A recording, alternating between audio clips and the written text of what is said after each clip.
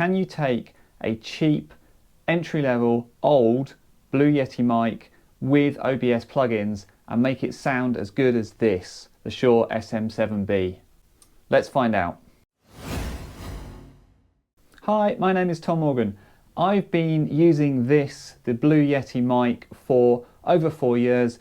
I got it secondhand. It was pretty old when I got it, but it's done great work. And I've been using OBS with a bunch of plugins as well to try and get the sound really dialed in and get it sounding as good as I think it can. Recently, I got one of these, the Shure SM7B. This is the gold standard for voice microphones, apparently. I've also got with it the Rodecaster Pro II. So together, that should be the best sound imaginable, right? Let's find out. Can you tell the difference between this and this? All right, so this is my standard setup. If I'm doing live streams, if I'm doing podcasts or videos, or even sometimes just on Teams calls, whatever else it is. This is the Blue Yeti microphone that I'm currently using. This is the sound completely unprocessed apart from what I'm doing in OBS, which I'll talk about in a minute. I am using, on top of kind of what you get out of the box with the Blue Yeti, I'm using a windshield and I'm also using a shock mount as well. And the whole thing is on a Rode PSA-1 arm. I think it's the Rode PSA-1 boom arm. And I really like the boom arm. The key thing for me though that helps this microphone sound the best is its placement. So this is super close to my face. If I make a fist like this, I'm touching the mic and touching my chin. Okay, it's that close and I keep it that close all the time. A couple of other things I've found work really well for me. The gain on this is turned all the way down, literally to the minimum. I cannot turn it anti-clockwise any further. It's the lowest amount of gain and I'm right on top of it. Obviously I'm using the cardioid pickup pattern, that's super important as well. And then in OBS, I'm doing a few things as well. I'm not going to go through the full setup of what I've done in OBS. What I am going to do is point you to a blog post I did where I reference some of the videos that I watched. There's a bunch of plugins that you can add to OBS to process the sound, and they make a really big difference. Let me show you. This is what the Blue Yeti mic sounds like going into OBS, but with no filters at all. Literally nothing, completely as it comes off the microphone. And now I can choose to add in things like noise suppression, I can't remember what this one does, some EQ stuff. And as I'm adding these things in, the compressor, the wider, you can start to see and hear anyway, the sound getting better and better. So by the time you're done right at the end, this sounds like a great setup. It's so much better than if I quickly jump back to how it was before. Hello, my name is Tom, and how it sounds after. Hello, my name is Tom. So you can see what you can really do with OBS. This has been brilliant for 4+ years, and I've used it every week. And if you have a Blue Yeti mic, and if you have OBS, you can absolutely make it sound really good. Recently though, I wanted to improve my setup, buy some more shiny kit, and so I got this. This is the Shure SM7B. It's supposed to be a great microphone. It does need good preamps, so I've paired it with the Rodecaster Pro II. Yes, this is a bit of a jump up in setup, but I was kind of curious to see, okay, that's supposed to make it sound amazing. Let's compare it before I tear down this Blue Yeti mic and take everything apart. Let's just compare it with what we've already got to see, is it really that much better? So we're going to switch to the SM7B in a minute. But before I do, I just wanted to touch on why I chose that combination of SM7B and Rodecaster Pro II. I'm not really a microphone person, although I am a technologist. I like this stuff, I find it interesting. And even though I'm not like deeply into microphones, I do have a few. I like to cover conferences, so I've discovered the hard way about, you know, sound isolation and all the rest of it. And I've kind of settled in a little bit on Rode gear. I've been really impressed with their Wireless Go, the lavalier mic combo with the Wireless Go. That's what I'm using right now. And also some of their other kit as well. And so I was aware about the Rodecaster and the Rodecaster Pro and the Rodecaster Pro II. And so that's kind of been in the back of my mind. And then looking around at microphones, because obviously Rode do a bunch of microphones as well, and some of them are excellent, but they kept being compared to the SM7B. And really, I don't think you could make a bad choice here.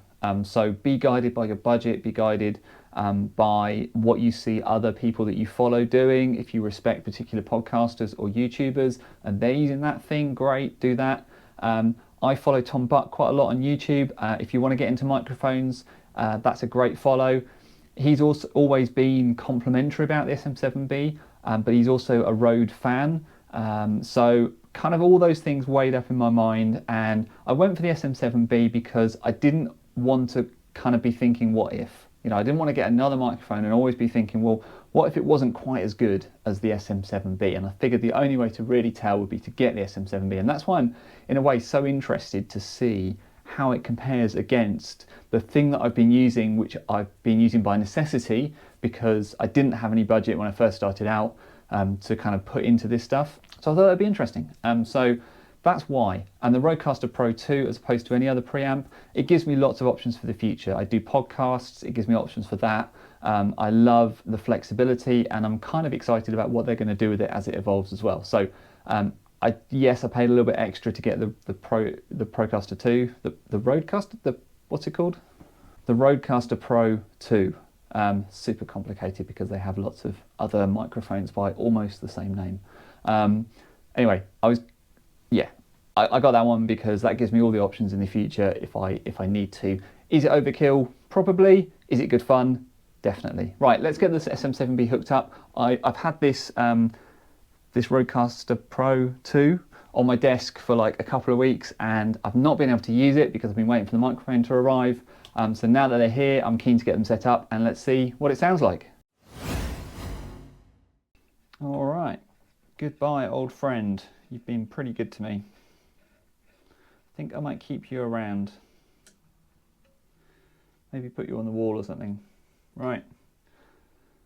I don't need this anymore. I mean, I don't think I need it. I'm going to keep it around just in case. But from everything I've seen, I feel like I don't need it with the SM7B because I think it's got pretty good isolation by itself.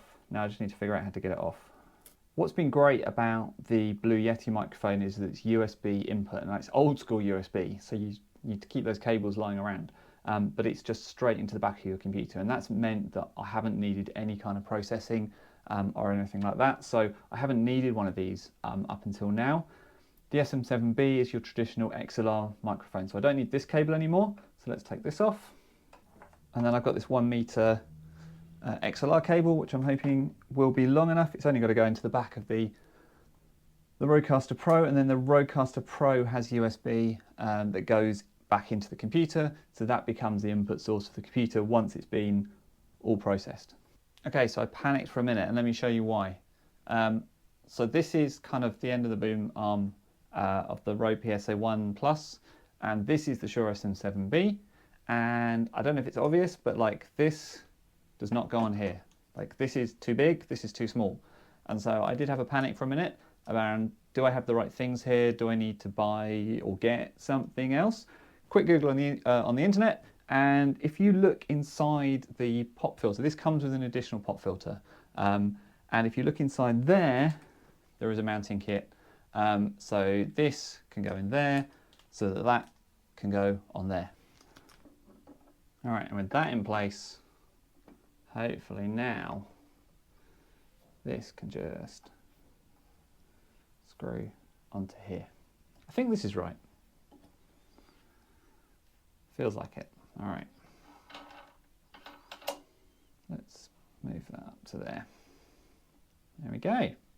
Perfect. So we'll now run the XLR cable through here and down, and then just plug it right in the back into one of the mic inputs. Now I'm not going to go through like the setup of the Rodecaster one for use with the Shure SM7B. There's a million videos that do that already. I've been watching them, so I know what to do. So I'm going to do that, and then I'll see you again in OBS so we can do some comparison of what it sounds like going through OBS. And so this is the SM7B running through the Rodecaster Pro, no processing anywhere. I've turned off all the processing in OBS. There's no processing turned on yet in the Rodecaster Pro, so there's probably a lot of background noise. This is a susceptible microphone to background noise, so you might be hearing that, but this is how it sounds kind of out the box. The other nice thing about using the Rodecaster Pro, or any kind of preamp or any stage between your microphone and the computer, is the ability to monitor with headphones. So I'm going to pop some headphones on because this helps me kind of tell if the processing is doing anything in real time without having to kind of watch the video back and listen to the audio, immediately I'm aware that it is sounding different. I think it sounds deeper. I think it's probably picking up a little bit more of that kind of mouth sound. Hopefully the presets will make some of that go away. I mean, you can, just an interesting point actually as an aside, you can monitor with the Blue Yeti. There is a headphone socket in the bottom for monitoring. It will. The thing is though, it's going to monitor what comes in off the microphone. So any processing that you do in OBS, it's not going to pick up on. So that's why I didn't use it very much. I tried using it for a bit to monitor as a monitor mic, but it wasn't actually great to do that. You can try doing monitoring in OBS. It's a bit messy unless you've got multiple sound cards or USB out, like things that you can use, but you can maybe do it. Okay, anyway, let's turn some processing on the Rodecaster Pro. And this is how it sounds with processing turned on. There's a couple of presets. I don't know that much about audio, so I've chosen Podcast Studio because that sounds like it might be the right thing. It's, if anything, it's a little bit too loud, so I'm just going to bring it down a little bit. But I think this immediately sounds better. I feel like there's not as much background noise, and yeah, this is a really nice sound, I think. So this is how the SM7B sounds coming through the Rodecaster Pro through OBS. And this is me back on the Blue Yeti microphone, kind of trying to talk normally, good positioning away from the microphone. This is about as good as I think you can make the Blue Yeti sound. And this is how the SM7B sounds. And back to the Blue Yeti again. And this is how the SM7B sounds. I hope this has been a useful comparison. It's a little bit unfair actually on the SM7B. I haven't had a chance to play with it. I'm sure there's things I can do to improve the sound of this, to make it work better with my voice, maybe deal with some of the plosives if it's susceptible to plosives. Doesn't seem to be actually, but also the way my voice sounds, I can dial that in a little bit better with the Rodecaster Pro with some effort. I haven't done any of those things. I've literally just plugged it in, whereas the Blue Yeti, over the course of 4 years, I've tried different plugins and I've kind of tweaked them to get them sounding as best as they can.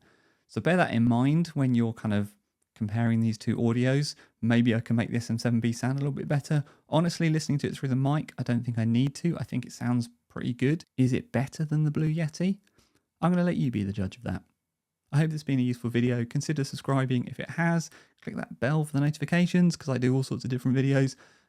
Mostly about Microsoft Teams development, if that's your thing, but I'm going to do something about solar panels in a few weeks' time as well. So if that sounds useful and interesting, hit subscribe. Thanks very much for watching.